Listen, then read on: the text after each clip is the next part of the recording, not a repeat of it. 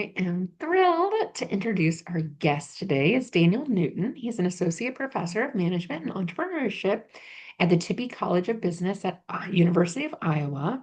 He received his doctorate at Arizona State, and he examines speaking up and staying engaged at work.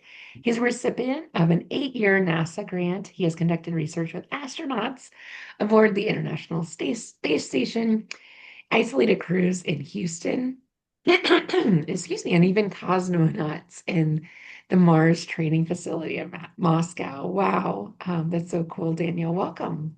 Thank you so much, Julie. Happy to be here and visit and have the opportunity to visit with you.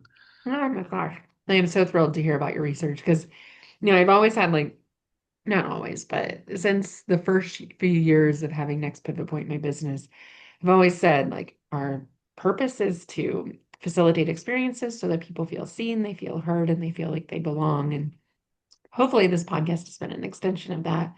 But that's a big premise behind your work is making sure people feel heard at work, which I feel like sounds really basic on the surface, but it's much more complicated than that. So I'd love for you to share a bit about what you've found in your research that might be surprising or things we haven't thought about.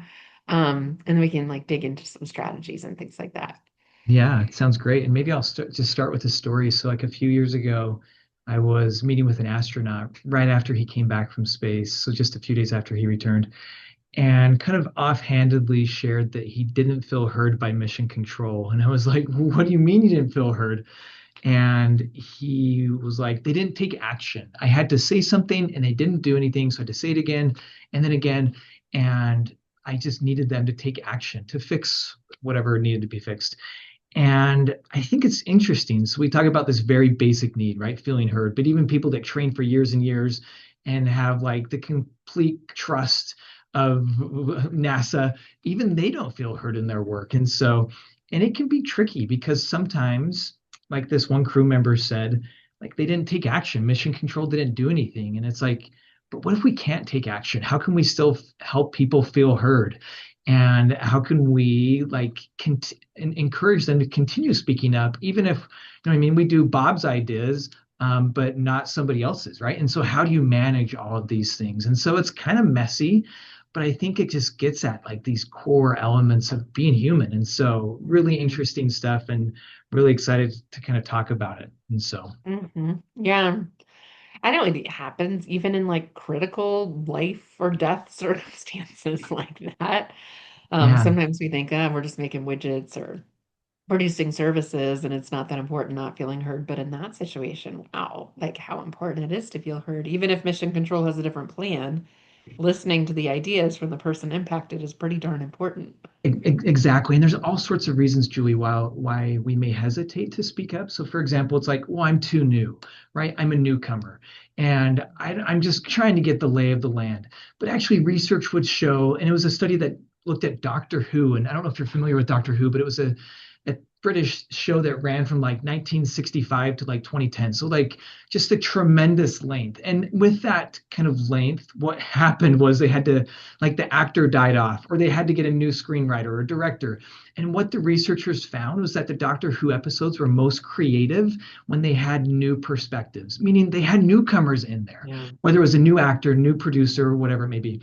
And so I think that's like one thing where it's like, do you know what? I don't care if you're brand new, if you're 21 and you're an intern, like this can be really good, your perspective. Even if somebody has 30 years on you, like that newcomer perspective is really valuable because you're going to see things differently.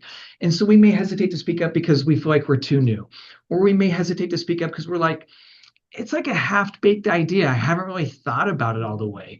Or it may not be a good time to speak up, or I don't feel psychologically safe, or I'm worried that I'm Mhm. going to look stupid. Like I know that I'm stupid, but then if I speak up, others will know that I'm stupid. And so, like all of these things like hold us back. And I think there's a lot of things that we can do to overcome these barriers because the first part of feeling heard is actually speaking up, right? We need to say something in order even to have the chance of being heard. And there's a lot of things that kind of hold us back, but I think ways that we can overcome those things as well. Oh, that's so interesting about the Doctor Who research that the newcomers, yeah, offer different perspectives, especially the long running series like that that can very much get status quo and a little stale. inserting some diversity, some different perspectives can go a long way. But you're so right. I think we talk a lot about psychological safety in the workplace, and I think leaders, just like with AI, they're like, oh, more on psychological safety. Like, I know I should be doing that, but it is really important. And often people, like you said, aren't sharing their best ideas. They're not sharing the actual solution to the problem because it could be half baked. They could have some imposter syndrome going on in their brain. They might think it's too soon, not the right time, excuse, excuse, excuse.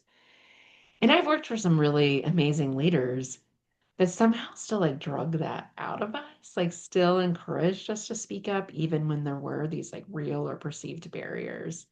And Daniel, it reminds me of a time I've been thinking about this a lot recently, and I don't know, there's like these micro moments when you're a leader. You're like, oh yeah, that's when that actually I saw that concept actually happen. And so I'm always trying to contextualize things for my students, and we have all these theories and try to like pinpoint it like here's a time when this like really happened and how it played out. And for me, it was early in my career. I was an operations manager at a warehouse, and I had, the first shift, second shift battle. Like we've been at like it happens in companies in different functional areas, my team versus your team. Any degree of separation enough. For us, it was first shift had a way of doing things, second shift had a way of doing things, and it didn't always connect. And so shift handoff was very painful and very dramatic. And a lot of things were being unsaid. People weren't speaking up. So there were these like cranky emails that would go back and forth. And so as the ops manager, I was like, all right, we're getting in the room together. I know shift change is really stressful, so we'll take turns before and after shifts. So it was fair to first and second shift. But we're gonna get in a room together and talk about what's bothering us because I can't keep going back in this he said, she said telephone game. I think you both are probably doing things a little off. We should talk about what we want to do together. And of course, it did not happen overnight. Like, we did not find commonality quickly, but there was a lot of speaking up, sharing the hard things, sharing your truth, just facilitating that and letting open the things that people were hiding behind emails and snide remarks really helped us see each other as humans again. And less about you evil person on second shift, you person that's making my life hard on first shift. It's like, oh, you're a human too that cares about this. You just have a different way of thinking about it. So I'm curious, Daniel, like that was just one moment. I got it wrong a lot, but that was one moment in my career where I feel like, okay, we got people to speak up, but it wasn't easy. No, it's not. And I think that, I mean, you highlighted a number of like valuable perspectives. One is like the importance of like the supervisor just like constantly reiterating how much people's voice matters, where it's like, I need to hear from you. Like what you have to say is important. And of course, like what they say needs to manage, it needs to mimic and match what they do, right? If they say Mhm. like, I have an open door policy and nobody comes, it's like, oh, because probably they don't feel safe speaking up to you. But it's like soliciting the ideas and being out there and showing them that Mhm. you value their perspectives. And what does that look like to show them? It looks like you're highlighting and giving them credit in meetings. You're not taking credit for their perspectives and stealing their work. Mhm. It looks like you following up and like saying, hey, I'm here for you. I'm not just like you gave me a hot potato and I'm not just tossing it back to you and say like, hey, good idea, go run with that. But it's like I'm here to run with you and help you and support you. I think it looks like clarifying and being transparent about what the process is. Like, thank you so much for that perspective. I'll circle back with you probably in like a week or two or six or whatever it may be, but just letting them know what happens once they submit that idea into the black suggestion box, right? Like, where does it go? Um, and so I think that's one point that I wanted to highlight, just based on your story, is just that leaders matter a lot. The other thing I wanted to highlight too is just like the human element. And maybe we can circle back to this a little bit, but just realizing like sometimes we're all on the same team. Like I had this Mhm. um so during my internship and then right after business school, like the company that I worked for, sometimes like I feel like people were hoarding ideas and perspectives and information. And it's like, guys, we're all on the same team, whether it's first shift, second shift, this functional area versus that functional area, right? Production versus engineering, or I was in corporate Mhm. credit for a while versus sales. And it's like, no, we're all like working together. And when we realize that, like this human component, that we're all on the same team, just working for the benefit of the organization, or like just making sure that we're aligned. I think that matters a lot. And then the third thing I wanted to highlight was just like there's different ways to speak up too. Sometimes it's like speaking up with ideas where it's like, hey, here's like some creative perspective on how we can do this better. But other times it's like talking about problems and just like this is an issue and we need to do this. So imagine you're in the operating room and it's like wrong leg, right? Like you want someone to say this is a problem, because if you don't speak up about that problem, then bad things happen. So in the case of NASA, right? Like this is a faulty O-ring, and NASA was like, you know what, we're in a go mode. And they ignored a specific kind of engineer, Bob Ebeling, his perspective, and like disastrous things happen. And so sometimes I think we people are afraid of like talking about problems, but actually we want to hear those problems. That first and second shift, for example, aren't getting along, because that's where like the money is, and that's where we can get solutions and get new perspectives by talking about it, and not ignoring those problems. And I kind of have more to say on that point, but those are like three things that just stuck with me with what, like just based on what you were saying, like leaders matter a lot, and making sure that we're kind of encouraging and soliciting voice, and then like remembering that we're on the same team and that we're the shared humanity that we have, and then also just remembering like the value of both ideas and problems and speaking up. Yeah. Yeah, it resonates like the black box of feedback or ideas, you know. We actually had one of those in that same job I was reflecting on. And we decided instead of having this suggestion box, which got all sorts of interesting things I can into because imagine. people knew, like, no one knows, like, oh gosh.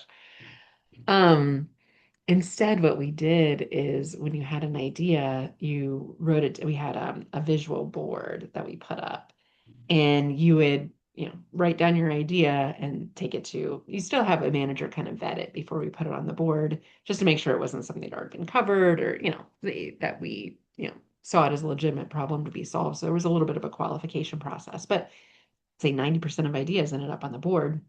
And once it did, it's like, here's the idea. And then there were like different phases that the idea would go through. And so that employee, but like you said, everyone else around is learning and watching and it's being modeled for that. Oh, we're taking ideas seriously around here. Like this is tracking to actually have a solution. And yeah, some ideas, quick fixes. Other ideas, like you said, months. There were some things that didn't get done for a year or two into that. Mhm. And I think sometimes when people don't, in absence of information, people make assumptions and usually they're not so positive. And just having that transparency, I've seen that go a long way myself. But you're right, leaders have to model this, that I Yeah, am truly okay with you coming to me with problems, and I'm not going to try to like wave the magic wand to make it better or tell you that it's not really a problem. I'm going to listen, I'm going to validate, and then we're going to explore. yeah, And that can be a both and process. You don't have to take on the problem, I think, as a leader too. A lot of leaders, like there used to be a video about putting monkeys on your back, like all these monkeys that you're putting on. You're overwhelmed because you have all these problems to solve. Other people can help you too. You just have to help maybe coach them through it, or provide resources, or like you said, scaffolding and support to get there. yeah. And just kind of like double clicking on this a little bit, like speaking up with problems can be challenging for these reasons that you're highlighting. And like to some degree, like so a couple studies that I've done on this, like when employees speak up with problems, there's a lot of uncertainty because they don't know how their manager is going to respond. Are they going to throw something at them, like throw the book at them, figuratively or literally? And so they feel this anxiety, and that causes them to retreat and be less present, less helpful in the workplace. But for managers as well, like managers don't like to receive problems because they're like, great, what do I do with this? Especially when the manager feels powerless, where they're like, oh no, you just gave me a ticking time bomb, and then I'm going to be left with egg on my face or whatever. And so it's like really tricky. And that's why like MBA 101 is like, don't give me problems, give me solutions. Oh But yeah. but sometimes like we don't have solutions, right? If the building's on fire, should we not say anything, right? No, we should still kind of like elevate these problems, but maybe at least like try to be part of the solution. Yeah. But this gets at like one of I think the one of the main components about problems. Like there's these downsides that I just highlighted, but what problems do is they elicit action. And so a study that I did a few years ago with like a high-speed transportation company, kind of like this like suggestion box mentality that you talked about. They logged every idea or problem that employees had, Mhm. and they didn't have a whiteboard, but just like a digital whiteboard, I guess, where they tracked these. And what they tracked was how long it took managers to respond, and then how long it took them to resolve or implement the suggestion or reject it. And what we found is that when employees spoke up about problems, so for example, like we don't have a process for lost children, right? It's like, oh yeah, we'll get to that like next year. You know what I mean? And in the meantime, what we'll have a storage room of children that we've collected, right? And like they're like separated from their parents. It's like, Pretty no, important. we need to like get on this ASAP. Or the Mhm. locomotive's not safe. It's like we should fix this. And so problems elicited urgency. Managers responded faster, and the company was more likely to implement and resolve those problems. And Mhm. so, like, that's a really valuable thing about here's a problem. Okay, urgency. I'm going to apply my attention. But the downside of that potentially could be that new ideas get put on the back burner, right? Because we're like, I'll get to that later. And it's like, and that's like a recipe for disaster. Also, because then you're not like being creative and innovative, and people are like, oh, you don't really care about it. So there's a lot of balancing going on with the problems and ideas. But I think like we can pair them together, and that's a really nice strategy Mhm. where it's like, here's a problem, and this creates the urgency and the kind of rivets our attention, but then also here's like some potential avenues that we could pursue, some solutions to this problem. Maybe you have ideas too, boss or coworkers, and kind of let's collaborate and work on this together. Yeah. Well, and if all the problems are urgent, then you've got another problem. The boy who cries wolf or whatever, right? And you're Yeah, like, everything's a crisis. It's like, well, not yeah, which is everything can also be urgent. exhausting. Yeah. Yeah. And one would argue if you're proactive about solving problems before they become massive problems, the lost children case, for example, if we would have recognized that when it was becoming a problem instead of when it was a massive problem and it was just important but not urgent, to borrow Eisenhower's, time management matrix, it's like Yeah. then we're being proactive in planning for the problem versus responding and reacting from a Love place of that. crisis and fear. Yeah. Yeah, that's so interesting. Well, I know, so psychological safety, we've talked about, of course, a big theme in most companies that you and I are in and working with. And I know here at IU, the Kelly students, they'll tell me, like, we talk enough about that. We're good. I'm like, wow, I rarely hear that. But I hope that that's the case. That makes me happy to hear. Um, but the other part that I know leaders are hearing a lot about right now, and I'm curious how this is influencing your work. I'm being heard. It's artificial intelligence, right? We're all chasing, us universities, we're trying to have, the best curriculum, the best use cases, best practices. I know we have a really good course that I've learned a lot from here, but I'm curious in your work, Daniel, how is AI influencing decision making and folks being heard? Yeah, I think a couple I have a lot of thoughts on this. And so just first, like one very like micro strategy that I think that we can all deploy is using AI as a sounding board. And so Yeah. some research that I've conducted doesn't look at AI, but it looks at like just using romantic partners. Like if I have an idea that I'm like hesitant to speak up at work with because I don't want to embarrass myself or look stupid, if I run that by my spouse, for example, what we found was that employees were more likely to speak up the next day because they felt more confident, they felt more committed to their idea, they felt the idea was higher in quality. There's something about rehearsing things. And we can design like an AI kind of agent or like a sounding board to say, hey, act like my own personal board of directors, right? Like imagine whatever our jobs may be. And maybe our cases, imagine that you're like a department chair or you're like someone that's helping me do grant work or whatever. And it can give us very like tailored feedback that can help our ideas get better. And so I think that's something that we can all do when we think about ideas that we want to share is run it by somebody and maybe run it by like AI as well, just to get those like a very broad perspective. So I think that's one thing. Something else I think is just fascinating. Some recent research highlights AI and creativity and the human element and how they kind of all work together. And creativity is can be dissected into two facets. One is novelty. This is originality, seeing things really kind of from a fresh perspective.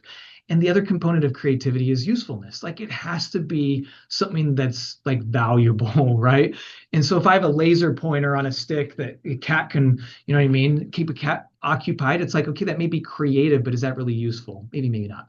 But the US Patent Office uses kind of this same criteria to when it's awarding patents.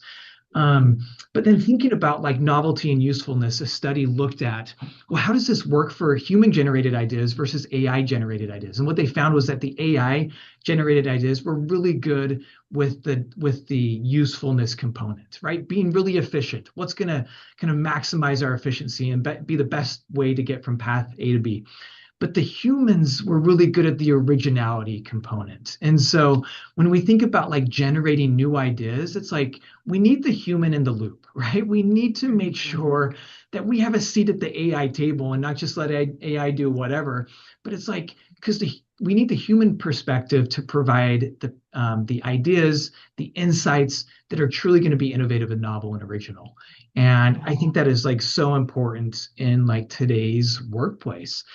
Yeah. There's also other research on like, is AI making me stupid, right? Because I'm not thinking as much, I'm outsourcing that, or like I don't feel as confident in my work anymore. And these are like good things that maybe when outsourced, we're losing kind of that critical thinking, like just That's what I worry process. about is the critical thinking skills that we're trusting AI with. Like you had a great example there of like, yeah, it's good at usefulness, but it's not good at novel. And that's where Yeah. critical thinking, that's where the human's always going to need to be in the loop, Abs- like you said. Absolutely, absolutely. And I think not only is it important to be like really good at like keep our minds fresh, but I also think that's where the joy is and where there's like so much like just sense of meaningfulness. And there was research like decades ago on London cab drivers. And imagine like pre Google Maps or pre like MapQuest, right? And these London cab drivers like had the city memorized in their head, and because of that, their cognitive ability was just really sharp, even as they aged. But then once Google Maps comes online, kind of thing, it's like you lose, there's cognitive decline because you've outsourced that critical thinking and the decision making is not there anymore. It tells you when to turn left. And so I think like these processes that make up us as humans, like I worry about those, right? And so those are some of the things like related to AI that kind of have been on my mind. Yeah, be careful what you automate. Like make sure I worry sometimes with my writing, I use AI to help me because I love interviews like this. Like I found what brings me joy and brings my human critical thinking skills to life are talking with people about research, ideas, and then I'll get, this is gonna happen in 5 minutes. Like I'll turn off the computer and upload the recording, be like, oh shoot, what did we talk about? AI helps me a lot is it summarizes the interview for me. Yeah. And I just three key themes, three key quotes, like help me recall, and then I can fill in the context. But I do worry, Daniel, that I'm going to lose that ability to do that. And aside from rewatching the interview and taking notes, I used to take notes live while interviewing, and then I was just less present, and that was a problem too. So I'm really cautious how much it's replacing what I can do as a human, but it also saves me a heck of a lot of time. I know. And so that's where it's like there's going to be some trial and error a little bit, right? And figuring out like, okay, I can be way more efficient and just lose a little bit, but then I can make it up in these ways. But I have similar just concerns. And so I think it's like, okay, like, I mean, there's even research like when we outsmart robots, like that makes our work feel more meaningful, right? And so it's Right? like, and so there's like this going to be a little bit of like gaming going on here a little bit, and I think that's okay, but just like not neglecting the human element, the human component, because that's Mhm. really what's going to let ideas shine and be really novel and useful. And so I think like both are valuable. It's kind of a both and like you talked about earlier. Oh, so much of this is paradoxical, right? I know my students get irritated. Well, it depends is the answer a lot to these big questions in class. It's like, and it does depend. Like I can't give you an either or, it's both and here's why, different perspectives. Um, But yeah, I love the idea of you using AI as a brainstorming partner, especially with problem solving. And that's what we're encouraging our students to do. I was just doing some exam prep today and encouraging my students, like use AI, like put in the theory that we've studied and ask AI to generate a question, a situational question. And you can, like you said, with romantic partners, for folks that are in working, want to brainstorm live with somebody, AI can be like a roommate or a study buddy too, which Exactly. feels a little funky and weird, but it's pretty efficient rather than getting a roommate up to speed with your textbook and your materials. Right? I Right? can't easily access all the information online to do that. So it's helped me rethink, like, not as a replacement, but as that sounding board that you may or may not have in real life. Exactly. And so, because I don't think we want to just go like all in where it's like, okay, now I'm only going to run things by AI and only talk to, and it's like, we still need the face-to-face interaction. Like that's something that's so like critical. Like you highlighted before with first shift, second shift is we need each other. And we like, if I don't feel heard, for example, you could amplify my voice at work and be like, hey, as Daniel said, dot, dot, dot, and that raises both of like everybody's boats. People see you in a higher light, they see me in a higher light. The idea is higher in quality. We can cultivate each other's ideas. We can say, hey, act as the sounding board, raise issues that maybe I didn't see.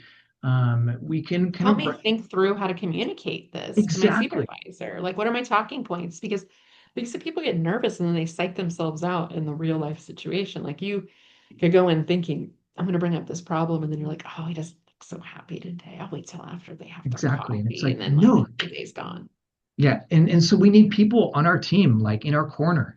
And you may be in meetings that I'm not in. And so you're like Daniel said, da da da da da, right? And so like people represent us and can advocate for us. And so it's like we need each other even like more today than ever before. And so like not neglecting those components. So again, like the both and like AI, yes, and human, yes. And trying to figure out the balance. And I think that's just something that's really exciting to think about and that we're all little bit of trial and error, just kind of Yeah. engaging with. Yeah, where it reminds me of when I was in college and the dot-com boom took off in 2001. And this AI wave I know is very different, but it feels very similar of like it's going to replace our jobs. Everything's going online. Humans aren't going to be needed anymore. And it's like, yeah, we're kind of doing that with AI right now. So we'll have to Yeah, figure it out. And I think people are looking to us at universities for guidance on this. So these are some really practical ways to engage AI in problem solving. And like you said, you're allies. You're the human component as well. It's a both and. yeah, yeah, I totally agree. And so, anyway, it's exciting stuff. And I think with all of this, just like to reinforce like what we have as humans, the ideas that like are generated in our mind are so important. And so maybe even moving beyond AI a little bit, like just being human, like disconnecting a little bit, like turning. I'm doing a study right now on social media. It's just like and how that can impair our performance at work. And so like Mm. turning off our phones, going for a walk, just listening to the birds and just letting our minds wander can just do wonders for creativity. And it's kind of like, I think, who we are as humans too, right? And so just like leaning into that and making sure that we're like experiencing that. So, Yeah, I just read a fascinating book called Walk, all about walking. And one of the arguments they make is when the human body is moving away from social media, away from our phones, and we're experiencing nature and movement, we have our best ideas in those yeah, moments. yeah. That's why, staff and manager would be like, I had an idea in the shower today. I was like, oh God, I don't want to think about you in the shower. Like, we But have them, we don't have them usually like, okay, here's the problem. Now I have the solution because I'm ready for it. Like it pops into our brain in like very weird places. exactly. And so that's why I think like exercise or just these routines that can just let our minds like wander and we can think are just so important to generating ideas. And Yeah. because there's this thing called the Zeigarnik effect, which is like if something's not quite complete, then our minds ruminate and kind of Yeah. reflect on that. And so it's like I may have a problem at work, and I speak up because somebody else may have the solution, but maybe they don't. But then also I can like ruminate and kind of generate potential alternatives, kind of, I mean, in the back of my mind. And that's why I think like letting our mind just rest is so critical. Hmm. So thanks for that Yeah, like recommendation for a walk. yeah, just like whatever it looks like for you to just create some distance between the problem and the solution and trust that it will Mhm. intuitively come through some rumination. The Zygogen effect, is that what it was called, Daniel? Zygarnik effect. Zeigarnik. So, Okay, cool. Yeah, and that explains why I ruminate so much because I love to solve problems and I really detest it when there's a problem I can't solve. So I yeah, right. ruminate a So if lot. it's incomplete, but then once it's solved, right, then it's like, oh, I don't have to like keep funneling cognitive resources towards that because Yeah, the issue's put to close the loop. bed. So, Yeah. Fascinating stuff. Well, tell us, is there anything we haven't focused on? You've done so many studies and research. Did we miss anything, Daniel? You want to leave our listeners with like one last tip or strategy or maybe idea? just one more thing, since you and I are both in the Midwest. Sometimes in the Midwest, we beat around the bush, right? And like in Iowa, we call it like Iowa nice, or Minnesotans say the same thing, Minnesota nice. And that can be okay. And so I looked at this element of, should we be direct? Like we should do X, or should we be indirect? And I think both can be valuable. And so with direct, the value in being direct is it establishes communication clarity. We know exactly what is expected, exactly what the ask or the idea is. But with indirect, what we looked at, a co-author and I, we looked at asking or giving ideas in the form of a question. Have we thought about X? Or might Mm, we consider doing this? And that's like the Midwest, maybe like I'm trying to be agreeable. I'm not trying to step on anybody's toes. And what we found is that being indirect, asking or speaking up in the form of a question was really good because it didn't put like leaders on the spot. They didn't feel threatened. And it actually kind of helped them feel like they were valuable. And so leaders, mm, even leaders that were more dominant, like what do you do if you have a boss that has all the answers? Maybe you speak up in the form of a question, and they're gonna be more open and palatable to kind of your uh, perspectives. And so that's maybe kind of one last tip for if there's any listeners in the Midwest that struggle to be direct like I do. And so it's like, hey, it's okay to be indirect too. yeah. Rather than like shoot down someone's idea of like, that's not a problem or, oh gosh, we'll get to that someday. It's like, oh, I wonder. That's one of my favorite phrases when I don't know what to say.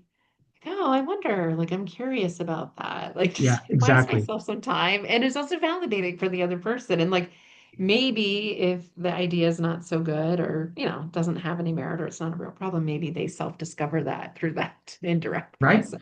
Yeah, exactly. And so I love that. So it's just a little softer framing that can resonate with kind of more dominant Yeah. supervisors. So And the research backs it up. yeah. Midwest nice is a very real thing, folks on the coasts. I know. I appreciate we always have our International Allyship Day in New York City, and I always appreciate because most of the people are from the city or the East Coast, and they're so dang direct and just right to the point. I'm like, okay, can we back up a little bit? Like I start to get a little uncomfortable, but it's refreshing.